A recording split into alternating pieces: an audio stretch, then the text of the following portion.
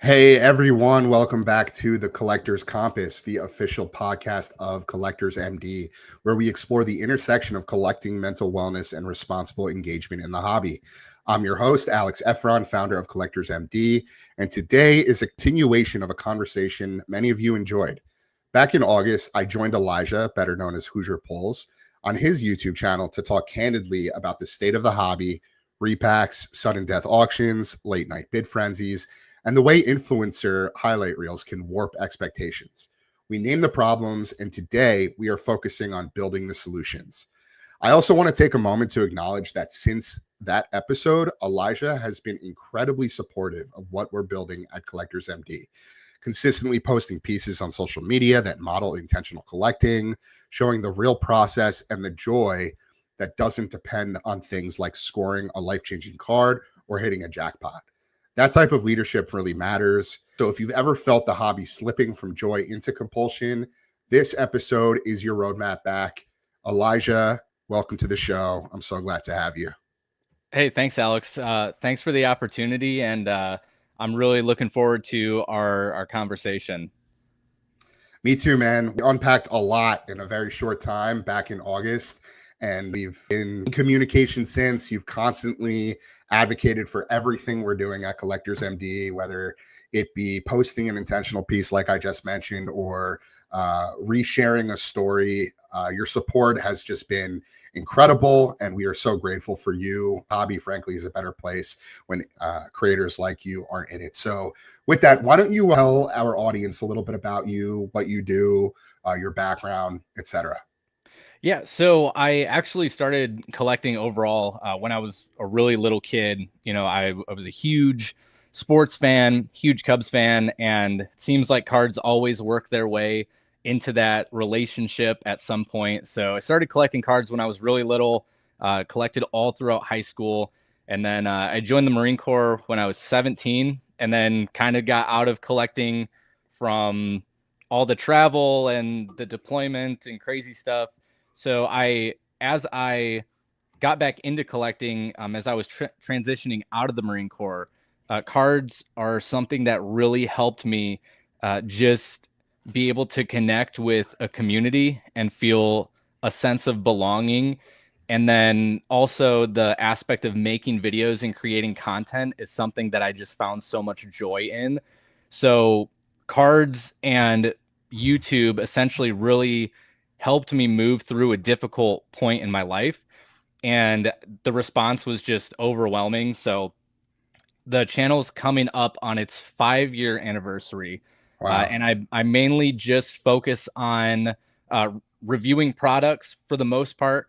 That's mainly my bread and butter for the channel. But I do a lot of other things, like I show people how redemptions work, how you can submit claims like damaged and defective cards. Just as I'm having these experiences, I'm trying to make videos to walk other people through and kind of share that with them. That's awesome, man. And honestly, it's so important to have sort of a objective tone in the hobby. A lot of people like to play devil's advocate. They like to create polarizing content. And so a lot of the sort of tools, resources, pertinent information that help you sort of advance in your hobby journey kind of get lost in the shuffle, right? Because we're constantly just seeing so much content that just is focused around, either negativity or polarizing topics or people, beefing or butting heads. And so it's great that you sort of bring a neutral tone that, again, you review product, but I think you do it in a way that, again, carries that mantra of collecting with intention, right? You're not constantly calling out or naming the comp on a monster card you hit. You acknowledge when you miss. You acknowledge that the hobby can be a challenging place to be at times. And again, just providing that sense of useful information to your audience, I think is really, really great. And I'm sure a lot of them find that very helpful. So with that, I do want to frame this, let's pick up where we left off in August, because Yeah. we talked a lot about how things like the short fuse auctions, the mystery repacks with opaque odds, and late night doom scrolling can really pull people into spending spirals, right?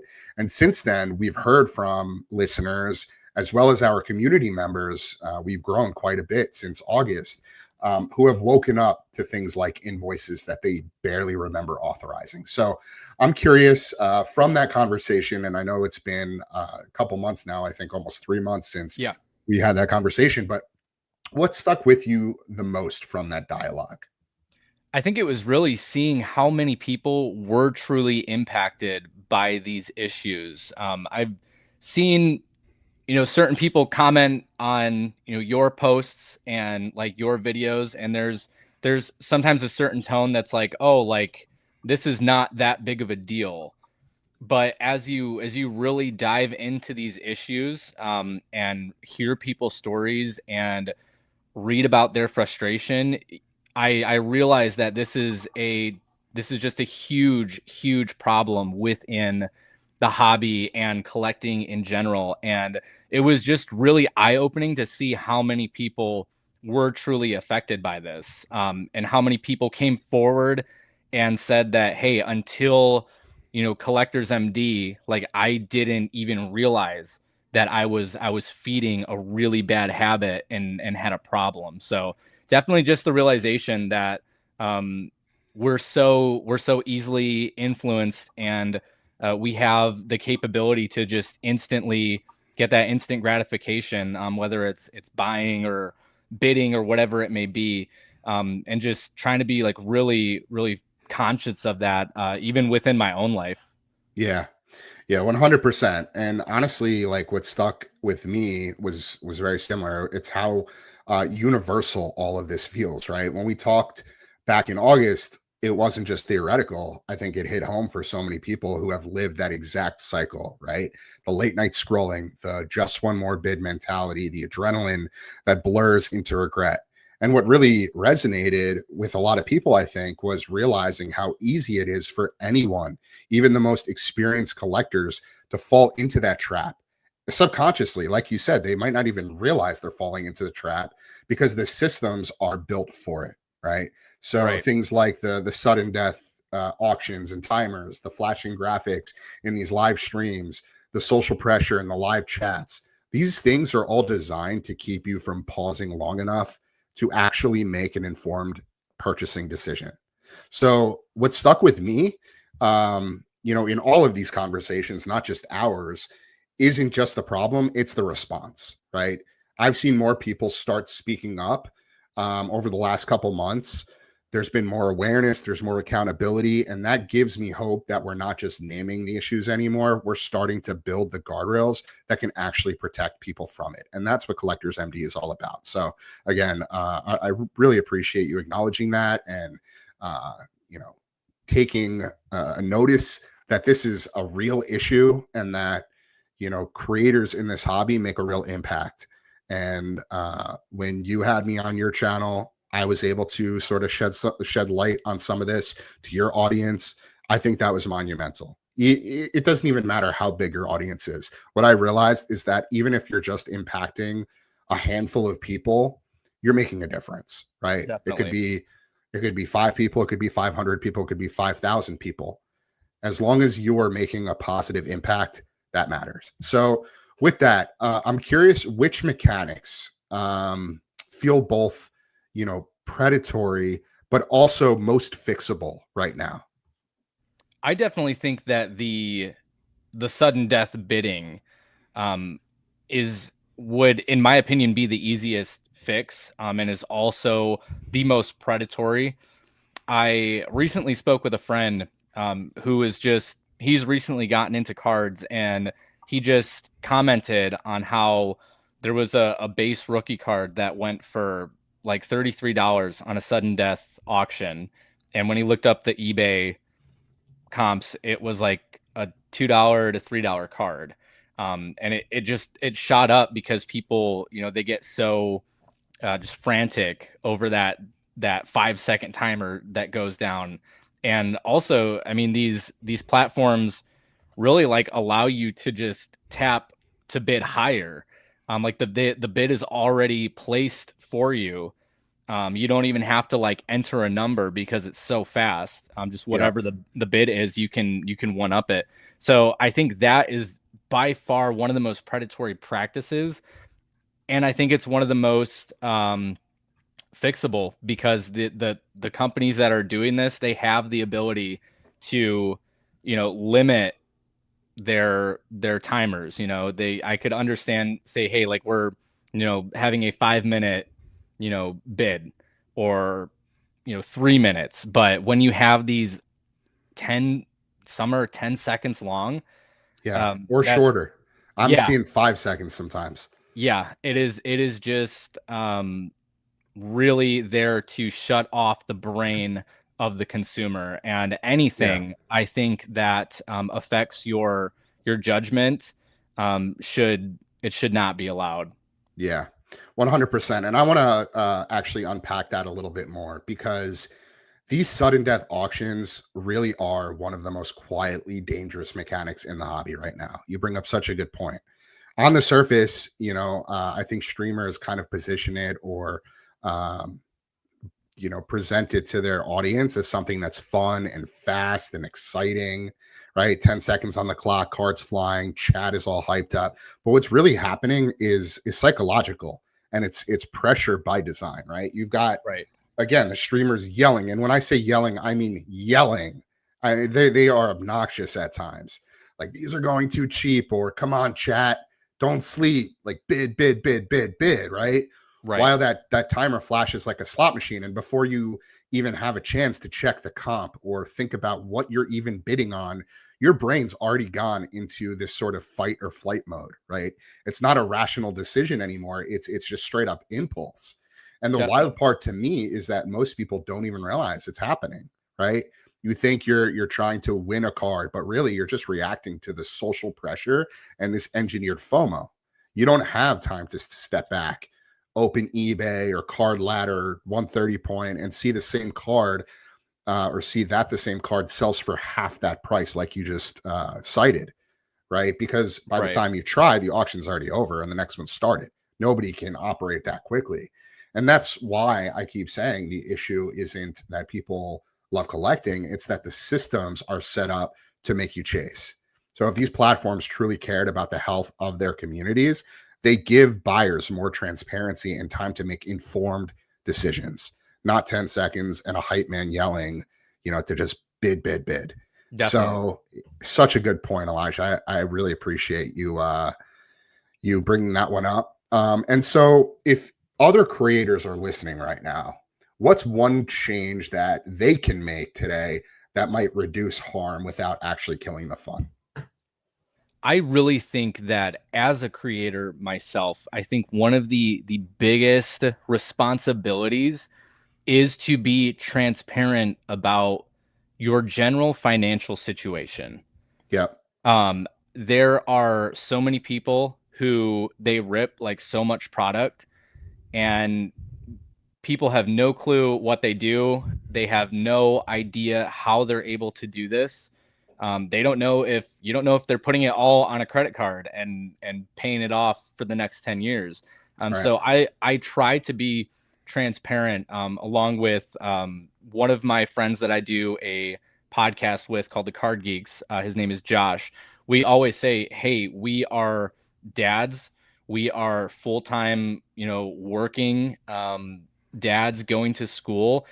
This is just like a little bit of extra income that we have, and the money that we make from YouTube goes right back into reviewing products. Yeah. And even saying like, hey, I'm only opening one of these, because to open two would just be too much. That would just stretch my budget too Yeah. far. And I just think having that transparency and saying like, hey, it's okay that you're not the guy opening up a case of whatever the hottest product is. It's okay to grab one box and have a good time and open it and enjoy the cards. So I think that type of transparency, and if you do have the financial ability to, rip a lot higher end products or rip more products, I would be transparent about that. Say, hey, I'm in a position where I can do this, and it's not hurting me financially. Yeah. That's a big one. And honestly, it's something I think that the hobby doesn't talk about enough.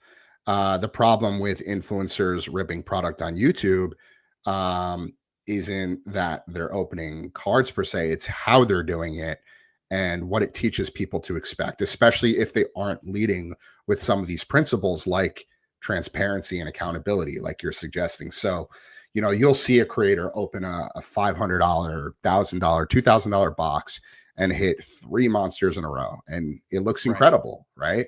But what you don't see are the 10 boxes they may have opened off camera that were total duds, right? And I Right. know not every creator or YouTuber or influencer is doing that sort of thing, but there are certainly a handful of folks that are. And I just think a lot of these videos might be edited or curated or just Hmm. outright sponsored, meaning the boxes may have gone or have been given to them for free or even hot boxes behind the scenes. I know they call them influencer boxes, right? And Right. that instantly just changes the dynamic, because when a kid or even an adult collector watches that and sees the hits just pouring in, they start thinking that's normal. They think if I just buy one more box, or if I just buy one box like that, I'll hit big too, right? So it ends up being just this marketing opportunity for the manufacturers and the platforms. If they provide the influencer with a hot box, they open it on YouTube, people are just going to inherently think they can repeat that behavior or Right. replicate it. And so they're going to go and buy it. I mean, it's straight up marketing. Yeah. But the reality is that's just not how it works. Most collectors don't have sponsorships. They don't have 10 cases sitting behind them. Hmm. They're spending their own money, often hoping for a fraction of those results. So these influencer rips end up creating this, illusion that the big hits are common, when in truth, they're just statistical anomalies, right? Right. And the fallout ends up becoming real. People start chasing that same dopamine high that we always talk about, buying more product, taking on bigger risks, trying to recreate what they saw online.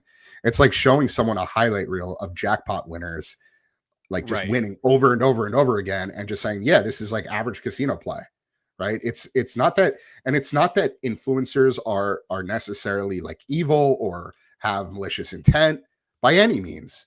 It's just that without context or transparency, and I love that you use the word transparency, they set unrealistic expectations for what collecting should or does actually look like. So what Yeah. we need are just more creators who show both sides, the hits and the heartbreaks, Absolutely. right? The fun and the reality, because the more honest we are about the experience, the healthier and more sustainable the hobby becomes. So such an important theme. And again, I really commend you for paying that forward.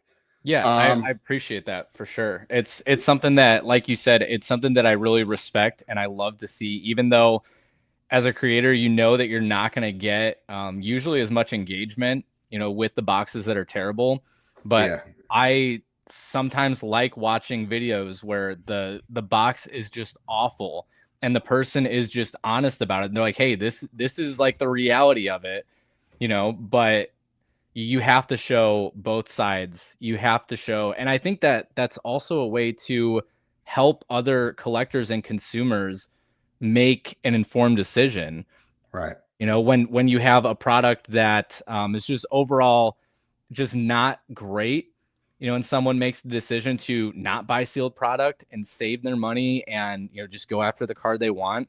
I've had so many people be like, "Yeah, I'm so glad that like I saw that this just wasn't worth it for me." right, So yeah, exactly.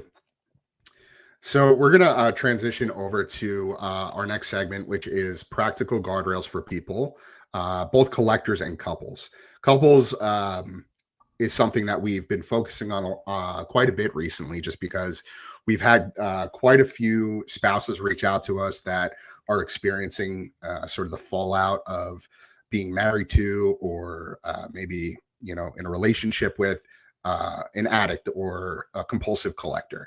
yeah, We also recently interviewed the wife of one of our community members, Ambre Lavenway. That was the last episode of the Collectors Compass that we filmed last week.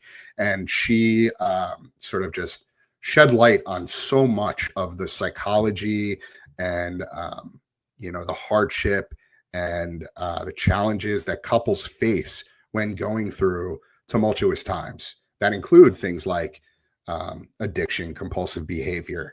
Her husband, Travis, actually is also a veteran, disabled veteran at that. So he has gone through quite a bit of trauma. And so it was really, really interesting to sort of just unpack that from the POV of somebody who has been by the side of that type of individual. So we'll sort of segue away from the diagnosis and focus on maybe a little bit of the defense. So here are the guardrails that we see working for real people, and this includes individuals and couples across both of our lanes of recovery. As you know, we have two lanes. One is abstinence, one is intentional collecting. Abstinence, people who are just looking to step away completely. They can't have a healthy relationship with collecting. They aren't purchasing anything anymore. They're not involved in the hobby in any capacity. They're just on the road to recovery. And then on the other sort of side of that coin is intentional collecting. People like me or you who want to still be involved in the hobby, but do it in a more intentional and responsible way. So for those abstaining completely, one guardrail is self-exclusion tools like our affiliate partner, Gamban, for blocking potentially harmful hobby apps on your phone, apps like Whatnot, Fanatics, Loop, eBay. Obviously, the list goes on. For those looking to collect more responsibly, we have guardrails in place, or we are actively, looking to make these guardrails available across these apps. Things like spend caps per session or week, and automatic cooldowns after losses or high spending, a 24-hour rule for anything over an X dollar amount, no purchases after a certain time of the day, whether that be, in the evening or whichever part of the day, might be the most sort of sensitive for you. Transparent receipts and monthly reviews, so you can see the truth in black and white. And I'm talking about from the manufacturers, from the platforms, and also, on the other side of the conversation, taking those receipts, reviewing them with your spouse, making sure that they have full sight lines into all of this. In addition to that, for couples, things like shared PC lists, complete sight lines into what you're purchasing, what you own, what the associated value is of everything you own. Like, that's really important, right? Because a lot of spouses just look at their partner's collection and they're like, wow, there's a bunch of nice baseball cards, but like they have no idea what they're actually worth. Right. And so that's important. It's important to be transparent with your partner about what your things are worth, from a monetary standpoint. We talk a lot about collecting with intention or with purpose beyond just the financial gain. But at the end of the day, if, the hobby or sports cards are going to be considered by many as an asset class, and you're collecting things that are valuable, it's important to know what you have, and just as important for your spouse to know. So, in addition to that, things like pink slip veto, either partner can use, right? Things like calendar check-ins and language that removes shame. And so as it pertains specifically to intentional collecting, because I know that's sort of your lane, what has helped you, or let's say your community, your audience, the most? I definitely think it's as a part of intentional collecting is just having the guardrails of the limits on specific apps. Like I personally have recently put a time limit on the eBay app. As they say, the idle hands are the devil's playground. I noticed that me personally, the more time I scroll on there, the more time that I search, I start to get interested in cards that I normally don't collect. And there's nothing wrong with expanding your collection or getting into a new side of the hobby, but I just noticed that it wasn't productive at all. So you can even go in your phone and have a timer set specifically for eBay, and there's apps that you can get to where you can't unlock it unless you have like your spouse give you a code, and that's also a way to increase accountability. I know that there are so many people who are just in such a desperate situation within their relationships because of their addiction Right. to purchasing things. And like you said, also the language around it.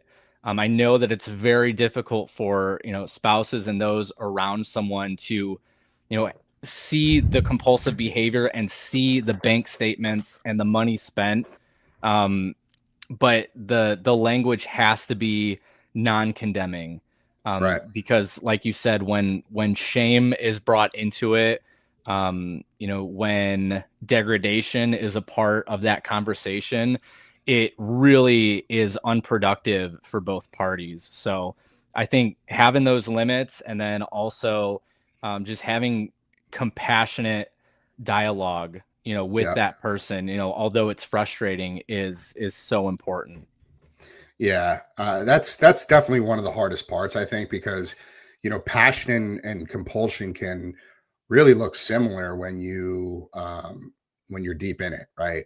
When you love this hobby, when it's part of your daily routine, you've made friends, it's a part of your identity. It can be really hard to sort of tell when that passion starts to cross into something that might be a little unhealthy, right? Right. You convince yourself you're just investing, or you're committed, but really you're just avoiding that uncomfortable truth that things might start to be getting a little bit out of control. And so I think the reason it's so hard to be or to proactively make changes or set guardrails on your own is because doing that almost feels like you're taking the fun away, right? You tell yourself, if I start tracking my spending or limiting my breaks or limiting my time spent in certain apps, I'm going to kill the excitement. But what actually happens is quite the opposite, right? Those little limits create space for perspective. The problem is you don't realize that until after you've gone too far.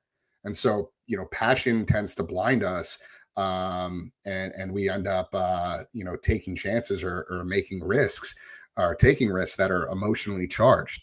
And when you're chasing something that genuinely brings you joy, whether that's ripping packs, or finding a grail that you've been after, or just being part of a community, it's really easy to justify almost anything. You feel like you're in control because it's your thing. And again, Right. we're talking about sports cards, right? This is something that is rooted in childhood nostalgia. So it can very, very easily blind you from reality. But the truth is, passion without structure is just the perfect setup for burnout. And that's why Right. guardrails are so important. They don't exist to take away your love for the hobby, they exist to protect it. And without them, that same passion that once gave you the energy just starts to drain it. So yeah, it's hard to make changes when you care this much about something. But the real test of passion isn't how far you're willing to go, it's how willing you are to protect the things you love from turning into something harmful that could potentially hurt you, and not just you, but your family.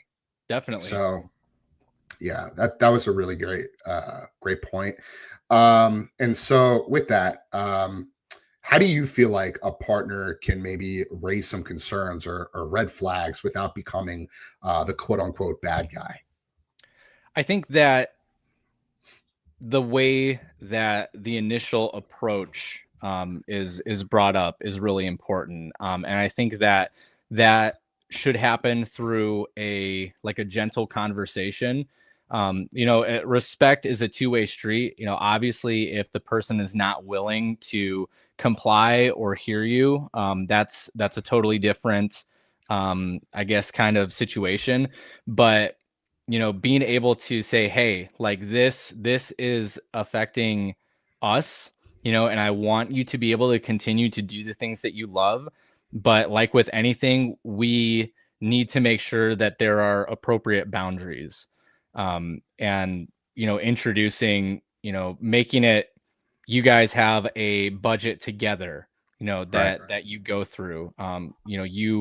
You maybe show interest in what they're collecting. Just when my wife comes in and she's like, oh, like, what are you doing, like, who's this guy, and who's, what card is this looks cool. that is just so fun to share with your significant other, even though they might not be into collecting, just showing, that you support, what they're doing, what they're interested in. I think that goes a long way. Yeah. So well said. I mean, I just think that we've gotten to a point where so many collectors are just afraid to or ashamed to share specifics around their hobby with their spouses. Right. We see it everywhere. I mean, this isn't like a once in a while type of situation. Almost every single person that comes through Collectors MD or joins our weekly peer support meetings have experienced something similar to some extent, whether that be hiding packages from their wife or their loved ones, whether it be hiding purchases and receipts. Right. You even see people make satires about it on social media. Going to the bathroom for your personal time just to open up packs, things Right. like that. But like it's just so important if you want to have a healthy and sustainable relationship or marriage to be open and honest with that other person about your hobbies and everything that you're doing as it pertains to the way you're spending your money. Because if you're not, you're just setting yourself up for failure.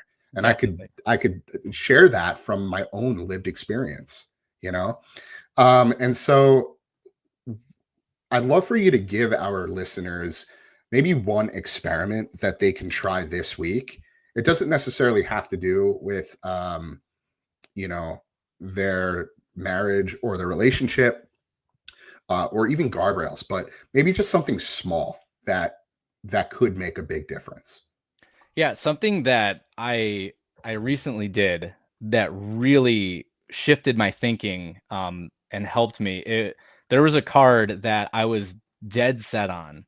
It popped up. It was in my saved searches. I was looking for it for a long time. It came up, and I was like, hey, like, if this card goes over this specific amount, I'm just gonna unwatch it. Like, I don't even Interesting. want to see what it sells for.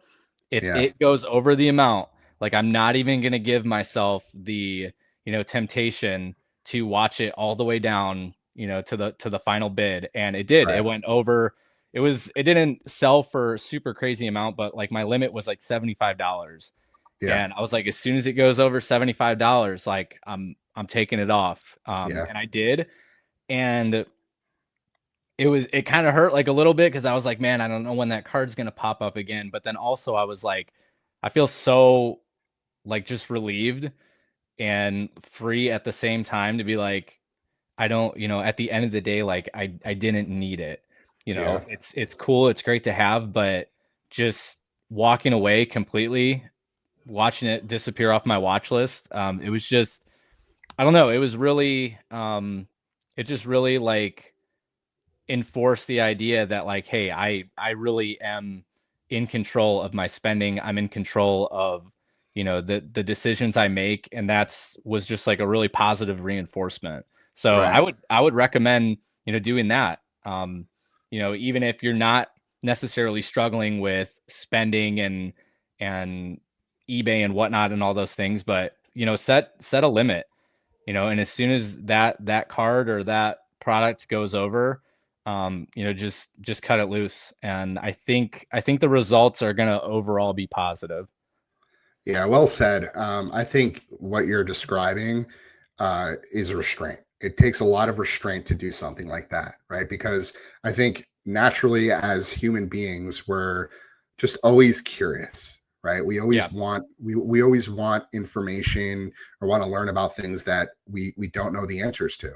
And so, even when it's something as trivial as the final auction price of a bid that you're watching, it's hard to just go in the other direction and walk away when you Right. can very easily just engage, bid on it yourself, or at least see where the auction ends. And so again, I think that takes a lot of discipline, self-discipline, restraint, and those are principles that I think our community can absolutely start leveraging more of, because I think restraint and self-control are very, very hard to command when you're deep in the cycle of things like addiction and compulsive spending. So I do love that one. I kind of wish that eBay or any auction platform sort of gave you that option where if you're watching an item, if it surpasses a threshold, you automatically unwatch it, or maybe it's even blocked from your platform, so you can't even see it anymore. Like you set sort of a limit as far as like the price of an item that you're allowed to see on the platform, if that makes sense. Yeah. So that's an interesting one. I've never thought about that, but I think that's something that maybe we could table for potential conversation with some of these live auction platforms that we've been proactively reaching out to. Awesome. So we're going to transition over to the next segment, which is platform and breaker guardrails, with a focus on our industry reform initiative. So just zooming out, taking a step back, our industry reform initiative lays out pretty simple and common sense standards. These are things like age verification and licensing for sellers, conflict of interest bans, odds, print run ranges, format disclosures that are upfront and not just buried in the fine print. Things like timer reforms, no perpetual 10-second loops designed to sort of hijack that impulse like we were just talking about. Verified randomization with audit logs, real-time receipts, VOD archiving, refund and dispute frameworks that protect both the buyer and the breaker.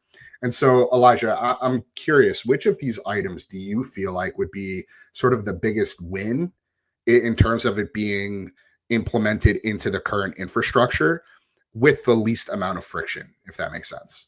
Yeah, I think that something that we've already seen that I would definitely call a win is how Whatnot has begun to restructure their repacks, and basically having an audit of the seller, what they're selling. There can only be approved items, and there has to be an upfront odds sheet, as well as an active checklist, that shows what has been, pulled, what is still available, if it's more like on the digital side.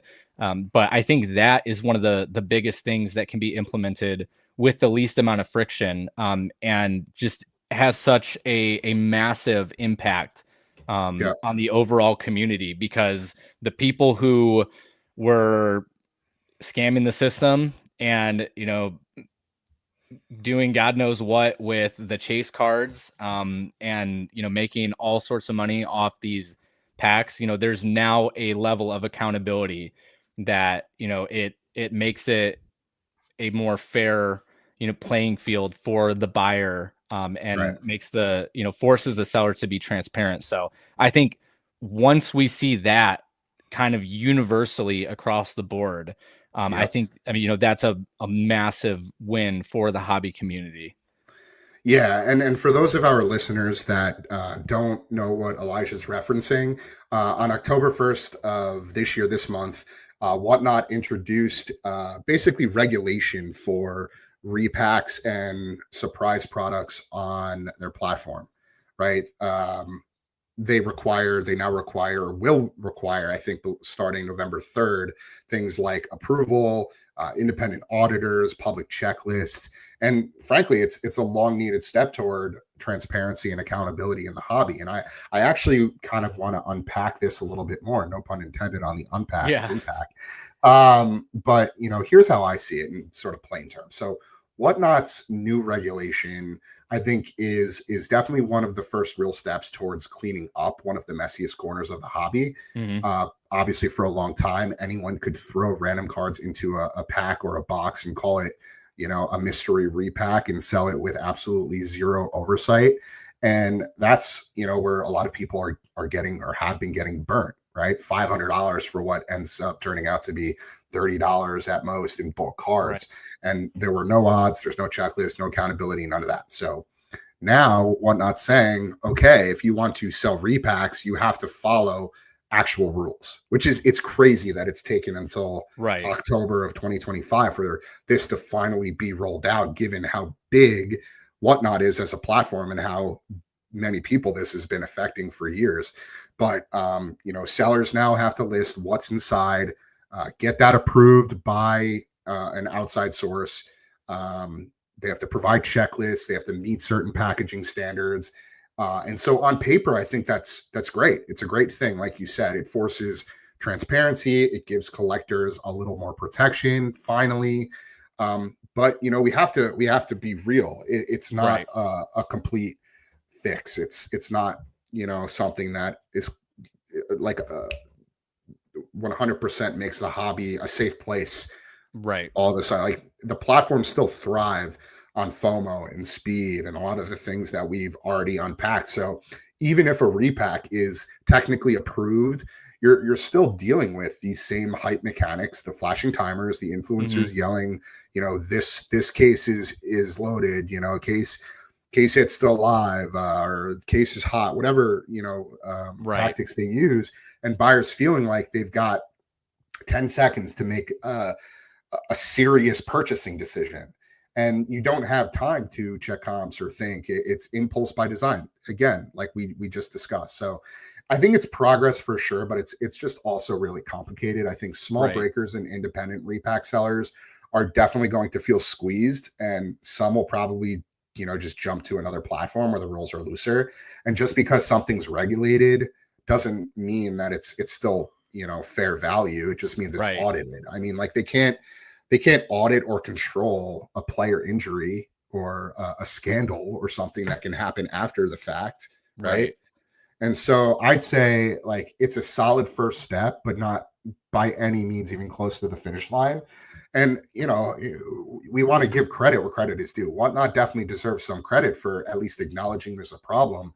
But the deeper issue, the way content, urgency, and reward are just engineered to drive compulsive behavior, all of that just needs work. And so if this leads to a cultural shift towards things like honesty and disclosure and responsible design, then it's a win-win. But if it's just policy on paper, while the hype train just keeps rolling on, we're sort of right back to where we started. So to an extent, it just feels like Whatnot is kind of just sipping the Kool-Aid, doing what Jeff Wilson is doing with the PSA repacks, and responding to something that has been so glaringly obvious for years, and then positioning themselves like they're the heroes, just because they're doing is just meeting a standard that hasn't been met for the longest time.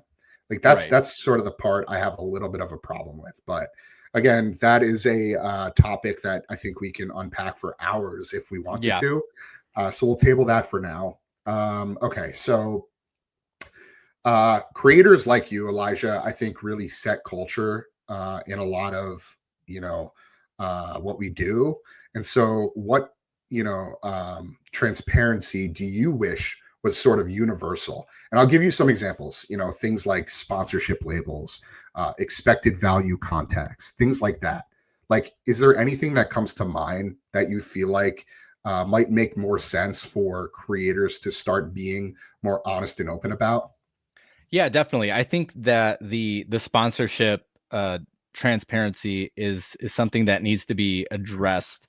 Whether it's something as minor as card supplies, or you're getting boxes sent to you, that needs to be communicated to the audience. And that's something that I really commend the channel Run Good Life.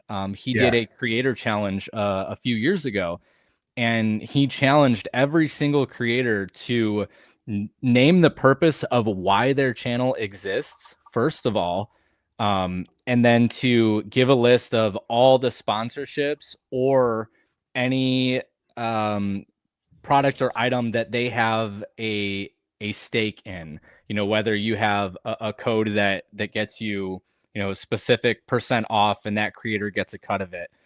So I think having that transparency is really important. So that's something I stress to my community. I'm part of the card shells like creator kind of partnership. And that's something that I always say, be like, hey, I'm part of the Card Shells partnership, and it's because I specifically use this product and I love this product, and that is, that's the reason why I've partnered with them. Yeah. But for anything else, it's like, also don't, you know I've had platforms reach out to me, things that I'm not saying like, hey, look at Elijah, he's such a great upstanding guy. But I recently had a platform reach out to me, and I didn't agree with what they stood for and their mission and things like that. And I just told them, I was like, I don't want, any of this. I don't want any part of Interesting. this. Like, I appreciate the offer, but that's not who I am, and that's not who I represent. So Interesting. I definitely want to ask you more about the card shelves. Maybe that's a conversation we can have, yeah. um, post show here. But that's definitely an interesting point, and I'm glad you brought up RGL, Run Good Life. I agree. I think he's one of the better influencers in the hobby space, and he does a really great job of being brutally honest about everything as it pertains to Right. the hobby, whether it be the value of the product that he's opening, whether it's a good product, bad product. He quite often just gets completely manhandled by the Yeah. product he's opening, and he's very forthcoming with that. He doesn't sort of sugarcoat it, and I always really appreciated that about him. And so he was actually one of the first individuals I reached out to this year when I rolled out Collectors MD, Yeah. because I wanted to potentially collaborate with him on some content. And he got back to me, and I'm happy to just share this. And he basically said, like, I don't necessarily think there might be an opportunity for us to collab. He said, I do find your content a little too preachy. I think there are anti-breaking undertones, and above all else, I do very few partnerships and collaborations with anyone in the industry. And so I was really surprised that he took that approach, because he struck me as like one of the individuals that would want to promote sort of Right. responsible ripping and a positive change. And this isn't like, a means to like call him out or like say that he's wrong or anything like that. Like, I totally get it. At the end of the day, like, he's a breaker, right? And Right. so if a platform like Collectors MD is coming into the fold and talking about things like, abstinence or, scaling back your spending, I can understand how that could potentially jeopardize the revenue, especially for, one individual who's operating a small business. So Right. there's no sort of resentment or hate or anything like that in regards to his response. And like, I was very cordial and understanding in how I got back to him. But with that being said, like, there are a handful of creators that are doing it the right way, but don't necessarily want to get behind this movement because it could Right. potentially jeopardize their livelihood, and we get that. And so this isn't like an environment that's like high pressure, where like, if you don't partner with us, if you don't get on the responsible collecting train, you're going to be left at the station. Like, Right. that's not what we're trying to instill within the hobby. We just are putting our message out there, and for those organizations or individuals that want to get behind it and collaborate on responsible ripping messaging, creating guardrails, industry advocacy, all the things that we talk about, we're all for it. And we're already seeing quite a few of card shops, breakers, creators, influencers, etc., start to warm up to it and implement some form of messaging around responsible ripping. And I don't know if you knew this, but Jeff Wilson had me on a show over the summer, or towards the end of the summer, and right then and there, he basically said, Cards HQ, here at Guards HQ, we want to look out for our customer. And so, yeah, let's work together. Let's work with Collectors MD to roll out some responsible messaging. So over the last couple months, I've been working with Jeff and his team to develop some messaging that he can integrate into his or across his channels, his ecosystem. We have a handful of other card shops and LCSs that are willing to work with us to do the same sort of thing. So we are seeing a lot of traction in that department, as opposed to, what I was a little bit afraid of, which was sort of like the, friction or response that I received from RGL. But nonetheless, it's going to be a mixed bag as it pertains to just people's feelings and, opinions around this topic, because we get at the end of the day, it is a bit polarizing and not everybody's going to agree. But I do want to convey that the underlying message with all of this is that we are just looking out for the consumer. We want to create an environment and space that's, safe, healthy, sustainable, responsible, all of these words that we always use. At the end of the day, we're just looking out for the betterment of the people within the hobby. Right. That's just so important. So with that, we'll transition over to our next segment. I actually, you know what? I did have one more question for you, as it pertains to sort of the platforms and breaker guardrail. So what should accountability look like when shops ignore basic disclosures? Yeah, that's a good question. I think that there's a right way to call out poor behavior, and there's definitely a wrong way. And you kind of alluded to it earlier. There's certain channels and people that just come in guns blazing, and they have conduct ad hominem attacks on people and just trash them and do all sorts of nasty stuff, but which I don't agree with. But I fully agree with making that behavior and calling it unacceptable and calling it out to the community, whether it be a video or a post, enforcing that shop or whoever it may be to take accountability for their actions. Right. Yeah, well said. And I think, like, as we evolve as a hobby, as an industry, and hopefully the fanatics and the whatnots and a lot of these players start to implement some more real guardrails, there probably will be more disclosures and more guardrails that breakers and shops have to implement, and we're probably going to see some resistance, some pushback. So it'll be interesting to see what that accountability in real time will look like, but only time will tell. So now we'll transition over to our next segment, which is content culture, from hype loops to honest signals. So one reason why I really wanted to bring you on here, Alijah, is because your example, right? You post personal collection stories, you disclose things like your partnerships and who you work with, and you show, again, the misses, not just the monsters. And I don't just mean that with cards, I mean that holistically with everything you do. And we have a special guest. Yeah. I apologize for that. That's my 4-year-old. That's totally fine. Yeah. I'm sorry.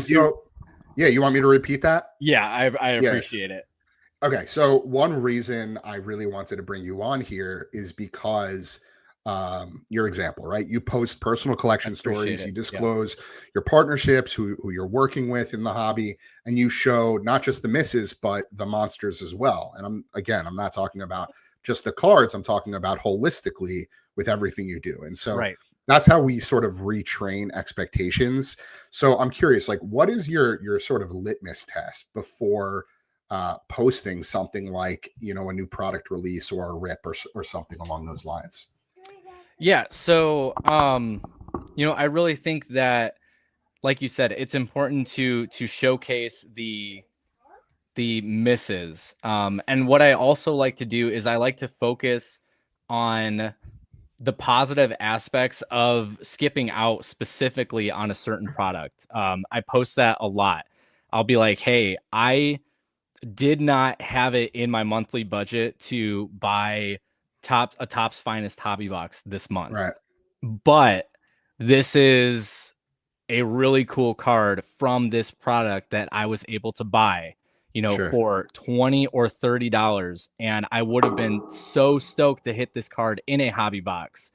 And I did it without spending $300 to $400. Right. So just being able to show that it's like you don't have to open the latest and greatest sealed product. You can find deals and you can find cards that you are really going to enjoy, and just be grateful for at the end of the day, and have that extra bit of cash in your pocket too, which is always awesome. Yeah. Really well said, man. I'm sure it can be challenging too, because like as a creator, you have to be a little bit, I guess, conscious of what happens if I, go on here and open a box and hit a card that's worth $1 million. Like, yeah, that'd be Right. great. That'd be great for virality and, cloud and this and that. But at the same time, like, you're kind of putting yourself out there a little bit. Like, Right. like, so I guess, at the end of the day, like not everything you record or film is necessarily live, but you just have to be, I guess, conscious of the type of content that you're putting out there, because you don't know who's watching. You don't know how it might resonate with one person versus another. And I just think you do a really good job of that, sort of the gut check before you actually post something. Yeah, I really appreciate that. And I always try to tell people too, like, hey, watch my other videos. Yeah. If there's a big card that I hit, I'll be like, hey, like this is awesome. I'm super grateful and super happy. But also like watch my other videos, Right. this is very few and far between. Yeah. I've hit some really nice, really awesome cards on my channel, but for the most part, like the hits that I get, or it's like, oh, like this is really cool, but it's Yeah. not anything that is like absurd. Right. So I've had people be like, oh, like must be nice to get like the influencer box, because you're on YouTube and stuff. I'm like, well, all you got Yeah. to do is go to my other videos and you'll see me getting smoked Yeah. on It goes a both bunch of ways. different products. Yeah. Okay. All right. Yep. We got a lurker. Yeah. She just wants to hang out with dad, so we won't keep you for too much longer. Okay. But awesome. So next question: if we were to rewire the hobby content in for 2026, let's say, obviously a lot of change is coming. Yeah. The Fanatics takeover is just getting started with the release of Topps NBA 2026, I guess, this week, I think in 2 days. So what would we keep for fun? What would sort of be healthy to keep around versus what should we maybe retire because it just feeds into the compulsion? Yeah. I mean, I think that it's so hard because like you said, as a creator, you want to, it's like I want to provide like really interesting content. I also like want to, put out videos, opening things that people are interested in. But I think like smaller creators who are stretching themselves thin on opening like the more premium products and the more expensive boxes, that are really geared toward breakers specifically.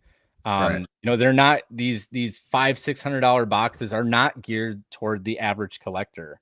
Right. I see a lot of small creators opening up stuff like that that's like super premium, and I would love to see that just honestly kind of go away, um, just because it's like we as consumers and as I guess, partakers of the hobby, like we can also vote with our wallets, of Right. what we like and dislike, especially with the Fanatics takeover happening, which is really interesting. I'm interested to see what happens to the prices of these things.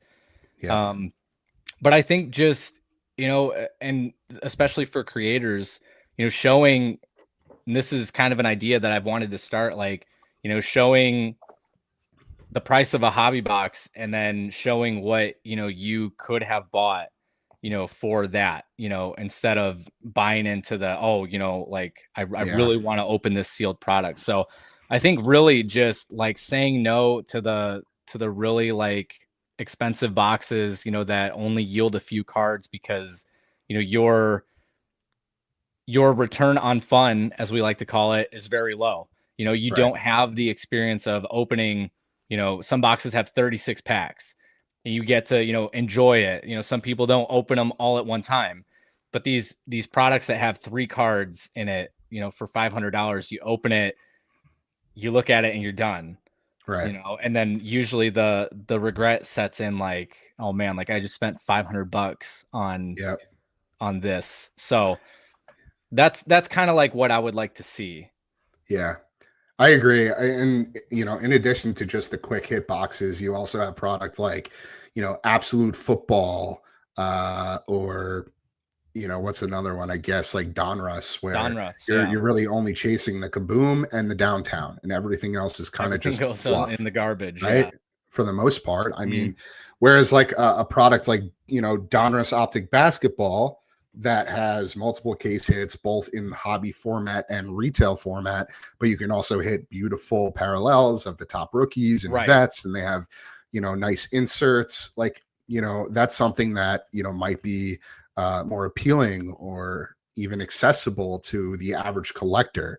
I know the prices are still really, really high for Right. a hobby product, but even in the retail format, like I've seen some pretty decent cards come Yeah. out. Obviously, you can hit the downtown, but like it's not just about that downtown chase, Yeah. right? It's about hitting a card that means something to you. Like, Definitely.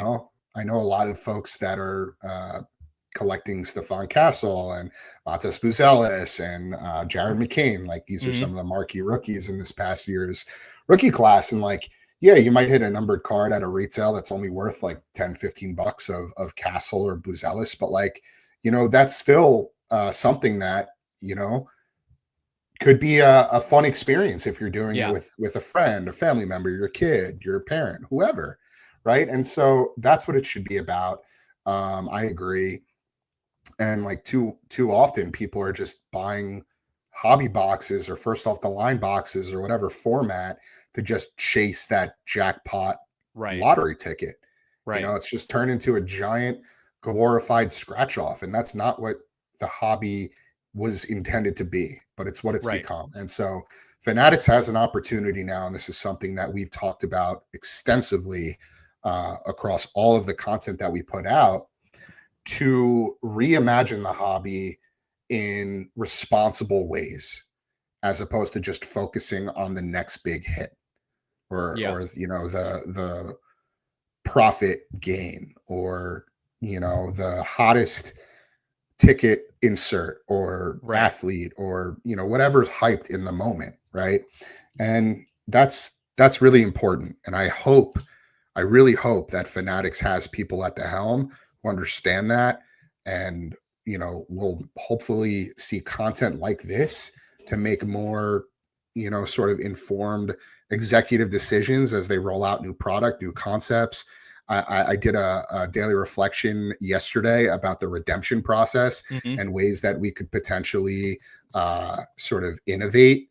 And you know what? If you don't mind, I'm just going to quickly share it with you, because I think Yeah, you absolutely. brought up how you share sort of the redemption process with your audience, and tips and tricks and such. And I think this might resonate. So I won't read the whole thing, but I kind of talk about the whole sort of IOU era of collecting, right? Yeah. And how it's just become a very broken and clunky process, right? And so um, I acknowledge how I want to be fair to the manufacturers, and not every single athlete signs their cards, and it can be virtually impossible to fulfill every single autograph, yada yada. But fairness goes both ways, and so instead of accepting the status quo, let's reimagine what redemption fulfillment could look like if the industry actually evolved with intent, placing creativity and collector experience at the forefront instead of convenience and cost cutting. And like, for an industry that is driven by quote unquote innovation, this shouldn't be a tall order, right? Right. We can do a lot better than just like black and white box replacements by Panini, or simply extending redemption expiration dates by a decade, which, Fanatics announced last year as something that was like so ground shattering, like earth shattering. Like, let's be real, like that's not really moving the needle. If anything, I thought it was a little bit of a satire. Like, oh, you just got to wait another 10 years now. Yeah. I mean, I get why they did it. It's so that older product still has shelf life, but still, it's like tacking a 10-year extension onto a redemption is not the answer. So I basically said, like, what if instead of a plain white filler, we receive something worth keeping, a thoughtfully designed insert that actually fits the set, a piece with aesthetic and emotional value, a redemption that isn't a disruption or a burden, but a continuation of the story. The code could even be invisible or scannable, something secure, seamless, and non-destructive, because no collector should have to scratch away a card's beauty just to claim what they were already owed. Redemptions don't have to be symbols of disappointment. They could be reminders of trust, evidence that companies make billions off of collectors actually care about the collector's experience. And then I just go on to say it's 2025. We have self-driving cars, supercomputers in our pockets, AI reshaping entire industries, but yet we're still somehow stuck scratching cardboard for IOUs passed off as redemptions, right? So anyway, the idea here is like, why can't they just come up with like an innovative concept where instead of a standard redemption, there's a really cool looking insert that you can keep as like a memento in addition to the redemption, right? Why does it have to be on like a standard piece of white cardstock, and like that you just throw away after you scratch? I never understood that. But anyway, I digress. The whole idea here is that, it's up to the big players, the Fanatics, the whatnots, the even Paninis, even though they're losing their license, to be more mindful of the collector and focus less about every single possible cash grab. Awesome. So want to make sure that I've covered every single question here. Okay, so one last question on this segment. For fellow creators, what is one tweak to keep content entertaining while also being responsible? Yeah, I think that just all kind of depends on the creator, and it kind of leaves it up to them where they want to. Yeah, it really leaves them up. It really leaves it up to them where they can be innovative and creative in this space. So just something that comes to mind is, I guess, try to find a transparent way to show your audience, what they're getting that just goes beyond the monetary value. Yeah. That's, I mean, we love collecting cards. We love the stories behind the players. I think that people are starting to get back into the love of just, the designs, and just like getting a base rookie like you were talking about, really just really conveying that it's like this is what we love to do. Like we can love opening just the regular cards. We can enjoy, whether you want to put a set together, or complete a rainbow, if you want to. There's all different ways that you can enjoy the hobby, within your own safeguards and your own guidelines. And it's not up to, the other people who are pushing, the big hits and the big products, that you can watch that and enjoy it for what it is. But you can really create your own way of truly enjoying the hobby that is unique to you. Totally. And I think you're already doing that, Elijah. I'll give RGL another quick plug because I know he's somebody who, collects Seattle Mariners Yeah. players. He's a big Seattle fan. He builds rainbows. He buys the $2 $5 cards. In addition to chasing big product, I mean, Yeah. he kind of covers all grounds when it comes to collecting, but he sees both sides of it. He sees value in the low end, he sees value in the high end, and I think he does a really good job of conveying that and sharing that with his audience, which Yeah. to your point, I think is just really, really important. That perfect combination of entertainment and responsibility, accountability just goes such a long way when you're reaching, wide audiences, especially young individuals that, Definitely. are so impressionable in this space. All right, so we're going to transition over to our final segment before we get into the rapid fire round, which is, I promise, very, very quick. But this last segment is called Access to Help, sort of making the on-ramp easier for people that are getting involved in Collectors MD. So for those listening, if the hobby stopped feeling fun, you're not broken, you're in a system optimized for impulse. And so here's what the on-ramp sort of looks like for Collectors MD. So we host free confidential Collectors MD peer support meetings every Wednesday from 8 to 9 p.m. Eastern, 5 to 6 p.m. Pacific. We just recently, just a couple weeks ago, rolled out a brand new meeting called Unboxed, powered by Collectors MD. That's every Thursday from 7 to 9 p.m. Eastern and 4 to 5 p.m. Pacific. That's a nice additional touch point for those that just need more, again, touch points throughout the week. And so, Right. in addition to that, access to licensed clinicians for gambling-like behaviors in collecting. Some of our partners are Birch's Health, Right Choice Recovery. We have an expanding referral network of individual therapists, doctors, and clinicians. We also, provide toolkits for shops and breakers, things like responsible ripping touch points in Yeah. the form of card stands and spending reminder clips alongside things like a one sheet with odds, basics, safe play tips, support links, etc. Starter scripts for couples, like we were talking about earlier. Something like, I'm scared, I'm slipping. Can we set a no late night rule and review receipts together monthly? And so I'm just curious, like, kind of cover the gamut there. What language helps maybe your viewers, your audience, recognize that fun can easily become a weight? Yeah, I think that it's um just being honest and kind of blunt, just saying like, hey, um, cards are great, but cards can be detrimental to, your personal and mental health, your relationships.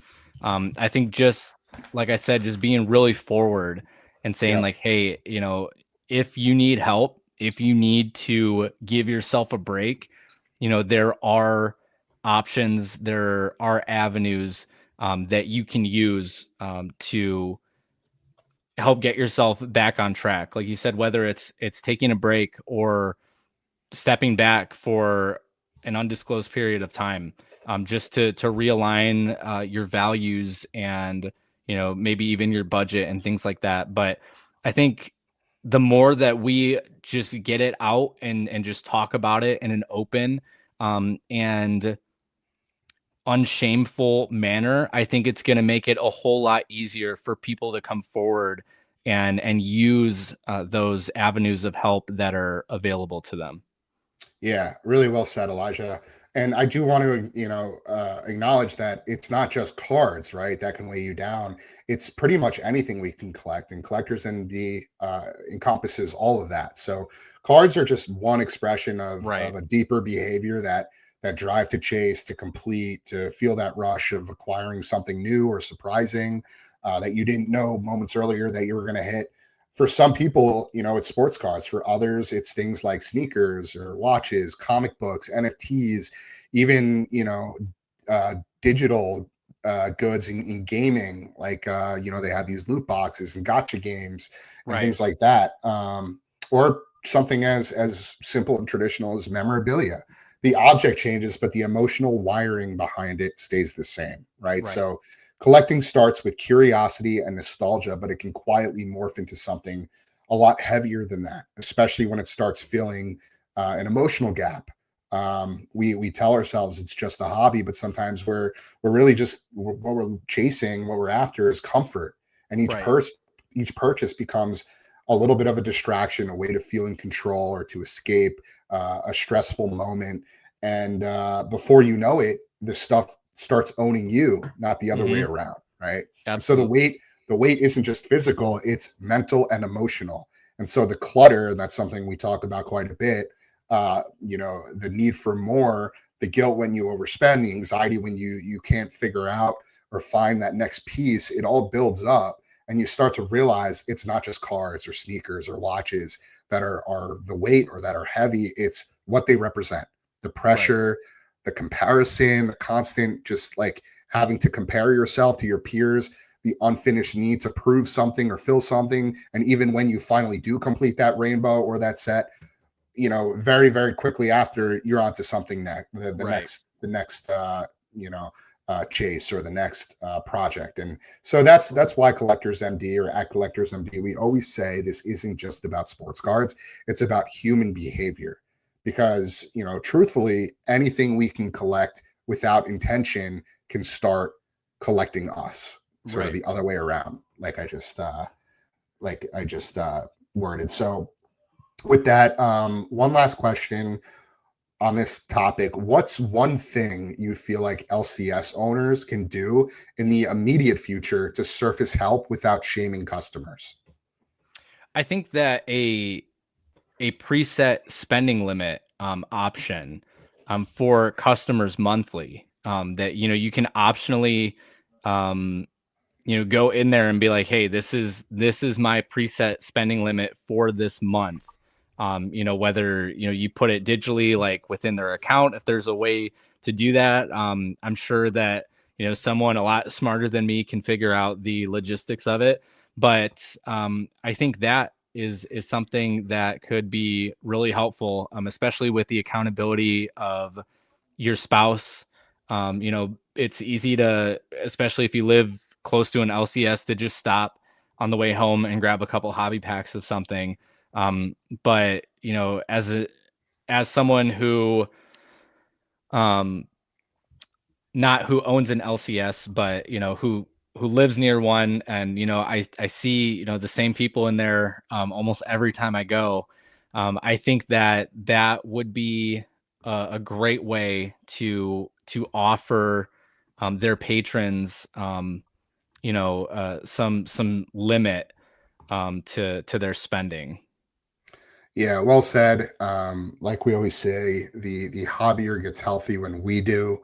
There is one thing I just want to plug real quick, and that is our Collectors MD flyer, which we just put out last week.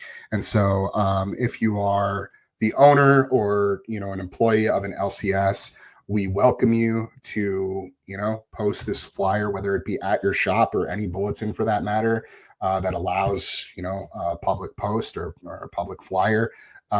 This basically is just a call to action. It's very, very subtle, but like if you're struggling with hobby addiction, there's a platform that exists that can provide the support and community that you might be looking for.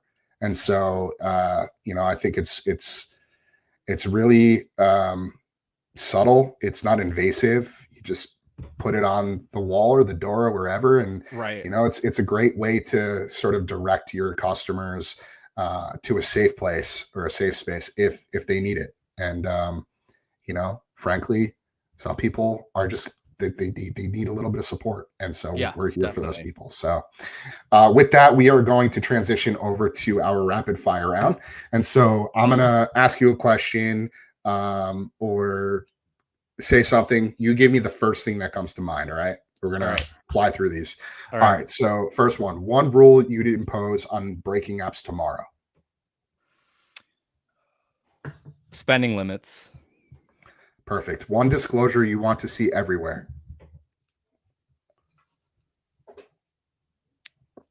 I would say not every box is a winner. I love that. One mechanic you'd retire for good. Sudden death auctions. I knew you were going to say that. A mantra you use to stay grounded, and I'll give you an easy out here. There's one right below you if you can't think of one. Yeah, well, I really like collect with intention. Yeah. Well, that's one of them, but we got support, accountability, change, Yep. and you will see on the ticker here, collect with intention, not compulsion, pops up as well. So I appreciate that. A message to a kid just entering the hobby. I would say be careful. Be careful and do your research. Yep. One mindset shift every new collector should hear.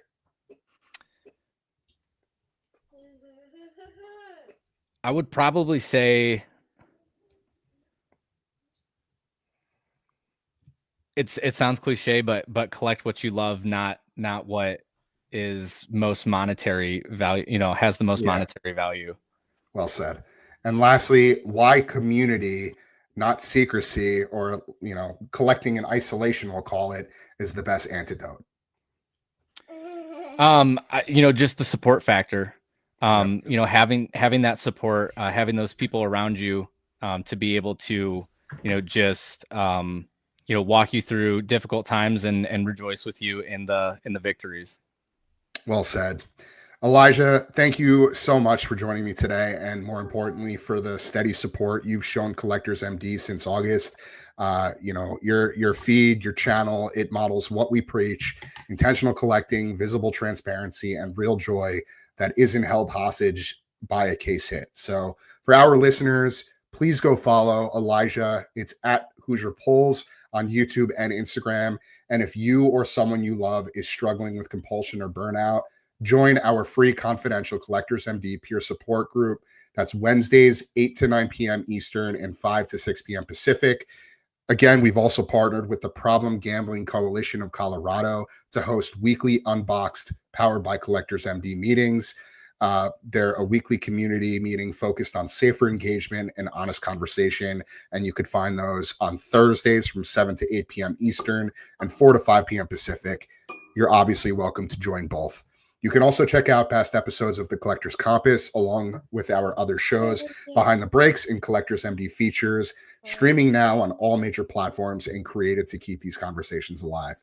Thank you for tuning into the Collector's Compass. And remember, collect with intention, not compulsion. We'll see you next time. Okay, that was great. I agree.